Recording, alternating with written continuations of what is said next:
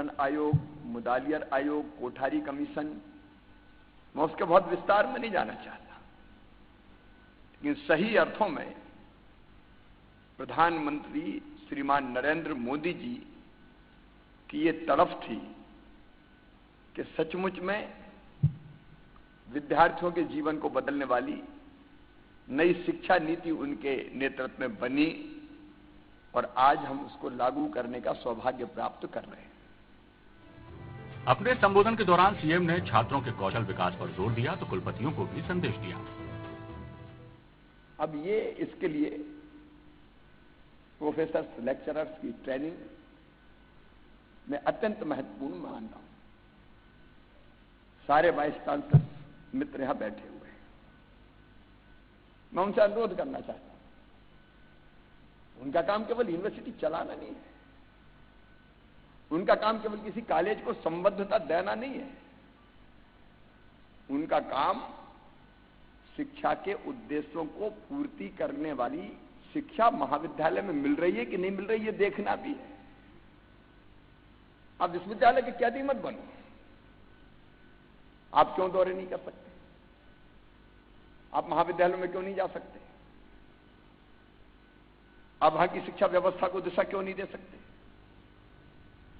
और इसलिए मैं मानता हूं बहुत क्रिएटिव भूमिका का निर्वाह आपको करना है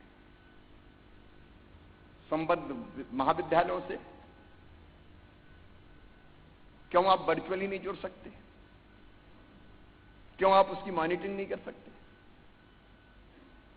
ये हमारे वाइस चांसलर्स को करना ही चाहिए, तभी हम शिक्षा के उद्देश्यों को पूरा कर पाएंगे। और इसलिए मेरी प्रार्थना है कि उस हिसाब से आपके प्रवास, आपके दौरे, आपका वर्चुअली जुड़ना, दिशा देना, मूल्यांकन करना, मार्गदर्शन देना, ये सदैव होना चाहिए। हमारा सौभाग्य है कि बहुत कर्मठ गवर्नर हमको मिले। मैं उनकी सक्रियता देखता हूं तो मन आनंद से और गर्व से भर जाता है। वो शिक्षा क्षेत्र को दिशा देने का निरंतर प्रयास करेंगे और उनके प्रयासों से निश्चित तौर पर मध्य प्रदेश को बहुत लाभ होगा। सीएम शिवराज ने घोषणा करते हुए राष्ट्रीय शिक्षा नीति में नेशनल रिसर्च फाउंडेशन की बात भी कही है। उन्होंने कहा कि मध्य प्रदेश में भी हम इसी तर्ज पर राज्य शोध एवं ज्ञान फाउंडेशन स्थापित करेंगे। नई शिक्षा नीति को लेकर शिक्षा जगत में भी जोश का माहौल है। क्या कुछ कहना है शिक्षा जगत से जुड़े लोगों का, आइए ये भी सुनते हैं। तो बताना चाहूंगी कि जो नेशनल एजुकेशन पॉलिसी 2020 है, इसे इंट्रोड्यूस किया गया है 29 जुलाई 2020 में, और ये काफ़ी इंतज़ार के बाद ये नई पॉलिसी आई है। क्योंकि आपकी जानकारी के लिए बता दूं कि हिंदुस्तान में ये तीसरी बार एजुकेशन पॉलिसी को अमेंड किया गया है। और ये जो पॉलिसी अमेंड किया गया ये लॉन्ग अवेटेड था, ये वेट हमारा, हम काफ़ी दिनों से इस बात का इंतजार कर रहे थे। सारे एजुकेशन पॉलिसीज में कुछ चेंजेस होने चाहिए और वो कंटेम्प्रेरी जो आज का समय है उसके हिसाब से होने चाहिए। तो ये जो पॉलिसी हमें चेंज होकर के मिली है, हम इससे काफ़ी ज़्यादा उम्मीद रखते हैं और चाहते हैं कि इस पॉलिसी को हम तेज़ी से इम्प्लीमेंट करें। हमारे स्कूल में जो कुछ भी इस पॉलिसी से रिलेटेड फर्स्ट फेज में हो सकता है उसकी हम कोशिश कर रहे हैं और बाकी गवर्नमेंट गाइडलाइन का इंतज़ार कर रहे हैं कि हम उसके तहत क्या क्या और चेंजेस जो हो जाने चाहिए वो हम स्कूल के अंदर ला सकें।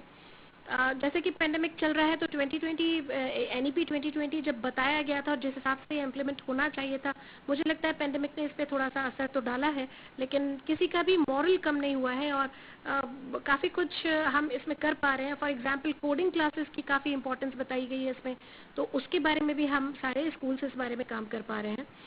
जो उन्होंने एक स्ट्रक्चर दिया था 5+3+3+4, उस स्ट्रक्चर के अंदर जो प्रोविजंस बताए गए हैं कि अंडर 5 आपको क्या करना है, 3 इयर्स का जो एजुकेशन सिस्टम है प्रेप का उसमें क्या करना चाहिए, 3 इयर्स का जो मिडिल स्कूल का आपका सेकेंडरी स्कूल का जो सेशन है उसमें आपको किस तरह से आगे बढ़ना है, और बाकी 4 इयर्स इंटीग्रेटेड प्रोग्राम है इन द स्कूल, उसको आपको किस तरह से इम्प्लीमेंट करना है।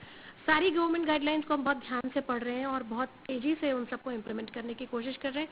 मैं उम्मीद करती हूँ कि इस पॉलिसी से हमारे देश में हमारे बच्चों के भविष्य में बहुत अच्छा बदलाव आएगा, एक सुखद भविष्य की हम कल्पना कर सकते हैं। और साथ में हम ये भी मान सकते हैं कि ये जो NEP 2020 है, जो नया अमेंडमेंट है पॉलिसी में, एजुकेशन पॉलिसी में, ये इंडिया को एक global citizen hub, global education hub बनाने में मदद करेगा। न्यू एजुकेशन पॉलिसी बहुत लॉन्ग अवेटेड चीज़ थी, बट अच्छा हुआ, better late than never, implement हो गया। एजुकेशन सिस्टम में जितने भी रिफॉर्म्स लाने थे, सबको ध्यान में रखते हुए न्यू एजुकेशन पॉलिसी अपना स्पेक्ट्रम बहुत अच्छा वाइडन करके एजुकेशन को बहुत इम्पोर्टेंस दिया गया है इसमें। वैसे तो न्यू एजुकेशन पॉलिसी में अनलिमिटेड सिग्निफिकेंस है बोलने के लिए, बट मैं सिर्फ 2 या 3 विषयों पर फोकस करूंगी। फर्स्ट अपॉर्चुनिटी जो स्किल सब्जेक्ट्स को दिया गया है। इंडिया में जनरली जो बच्चे कॉलेज से बाहर आ रहे थे, उनको इंडस्ट्री में अब्सॉर्ब करने में बहुत दिक्कत आती थी, आ रही है, आएगी भी, बट टू सर्टेन एक्सटेंट ये जो skill development and skill subjects जो हम बच्चों को अपॉर्चुनिटी दे रहे हैं क्लास 6 से, इसे ईच एंड एवरी चाइल्ड जो अपना अपना स्किल, वो मीन्स स्पेसिफिक स्किल होता है हर एक बच्चे के पास, उनको उस स्किल में आगे जाने का मौका पहले नहीं मिल रहा था। अब वो बच्चा एक अपने स्किल के हिसाब से, अपने इंटेलेक्चुअल एबिलिटी के हिसाब से वो स्किल सब्जेक्ट चूज कर सकता है और उसमें बहुत आगे बढ़ सकता है। डेफिनेटली इसमें कोई डाउट नहीं है, जब बच्चा अपनी एबिलिटी और इंटरेस्ट के साथ कुछ भी पढ़ेगा, उसका आउटपुट तो डेफिनेटली अनलिमिटेड होगी। इसकी वजह से हमारा इंडस्ट्रियल डेवलपमेंट भी, ultimately economic development is possible. Second thing what I find it very very important is teachers training. Education field में जितने भी टीचर्स हैं, प्रिंसिपल्स हैं, बहुत सालों से, किसी किसी का 25 ईयर्स, 30-35 ईयर्स वैसे एक्सपीरियंस है, बट अभी फॉर एग्जांपल कोरोना काल में टीचर लोगों को बहुत नया सीखना पड़ा। टीचर लोगों को बहुत अपने आप को फ्लेक्सिबल रख के अनलर्न, रीलर्न, इस दोनों पर ध्यान देके खूब सारी नई चीजें को सीख कर फिर बच्चों को सिखाना पड़ा। बट टीचर्स पीछे नहीं हटे। कोरोना में बाकी कुछ चले ना चले, स्कूल्स तो चली है।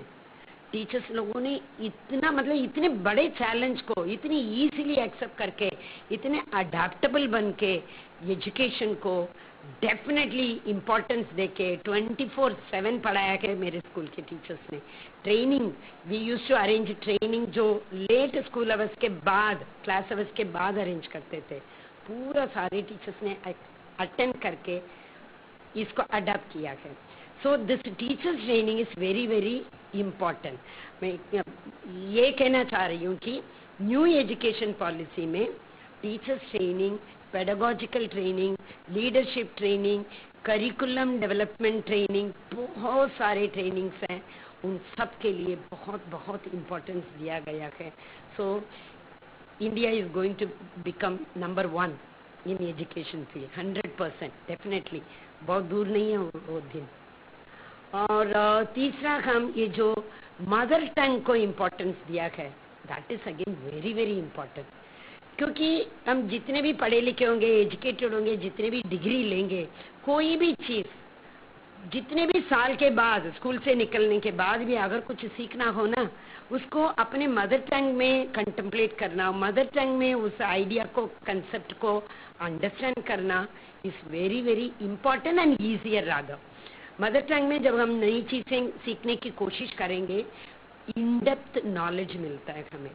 तो ये मदर टंग के लिए NEP में बहुत सारा इम्पोर्टेंस दिया गया है। बट यस, पॉलिसी तो बन गई है, इंडिया में पॉलिसीज की कमी नहीं है, बट इन पॉलिसियों को इम्प्लीमेंट कराने में हम सब टीचर्स, स्कूल्स, प्रिंसिपल्स, जितने भी एजुकेशन से जुड़े हुए हैं, हम लोगों का बहुत बड़ा चैलेंज है। हम लोग पीछे नहीं हटेंगे। पॉलिसी तय नहीं करती उसका सक्सेस, उसका इम्प्लीमेंटेशन करती है।